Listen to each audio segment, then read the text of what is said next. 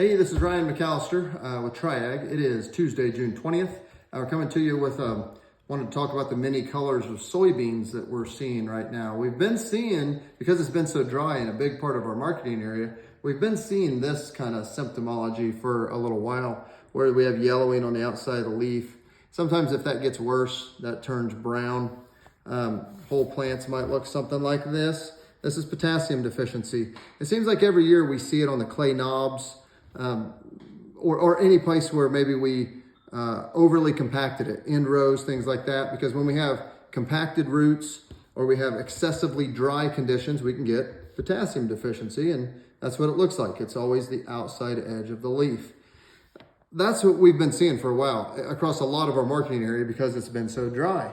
But recently, we've been getting calls about yellow beans, and it's guys saying, well, it's not potassium deficiency, the beans are yellow and they kind of look like this, and whole fields look like this, but there's differences in soil type. So if I spin this around, you can see in this field that back here in this part of the field, it looks green, and up here, it all looks yellow. Now, here's the thing. There's so many things that can cause this, okay? But if we see oval or oblong stretches of yellow beans, a lot of times that's soybean cyst nematode, and we are more prone to see that when it's real dry.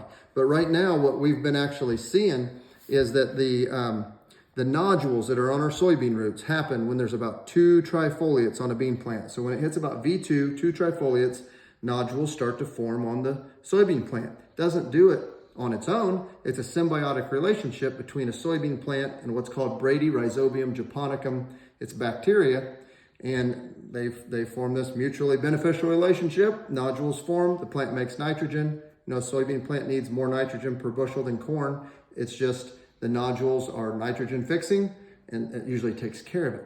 But there are things that affect Brady Rhizobium japonicum. That bacteria population does not like low pH.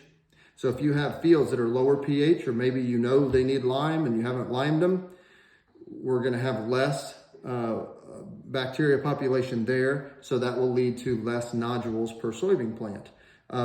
When it is extremely wet, we don't have to worry about that. Then we can have a reduction in that bacteria, but also when it's extremely dry. And so what's starting to happen is that before these last rains, we weren't getting good nodulation on these soybeans. And as we've been digging up soybean plants, we would expect quite a few nodules, and some plants only have a few. And we cut those nodules open. They should be pink to blood red, and instead they're like gray. They're not making nitrogen. And so what we're seeing with fields like this are nitrogen deficient soybeans. It's not something we see very often, but this is a reduction in that Brady rhizobia population, a reduction in nodulation, and these beans are nitrogen deficient. So if you have beans that look like this, it might be soil type specific, because maybe the clay-based soils are going to dry out quicker. They are, you know, that is a living, it's a living thing that needs oxygen. It needs some moisture, and you know, based on different soils, like in this picture, maybe we have better ground in the background, and that better ground didn't dry out as fast, and the nodules were able to form before it dried completely out.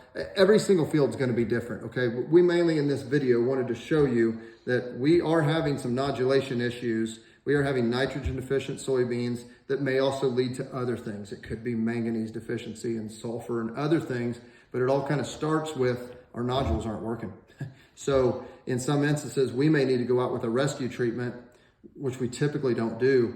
And it probably can't be a soil applied nitrogen source right now because we're not getting any rain to activate it. It's probably gonna have to be like a slow release nitrogen foliar product to buy us some time. But this is something your local Triag sales agronomist can help you with. But look around. If you're seeing fields that look like this, we could have soybean cyst, but it's likely nitrogen deficiency in soybeans, and you may have some potassium deficiency in soybeans. Every field is going to be different and handle this at different stages. So contact your local Triag agronomist, and we can go and look at those fields with you and kind of ascertain just exactly what is causing your situation, and if there's anything that we can do about it. So thanks for your time. Hope this was helpful. Contact us with any questions.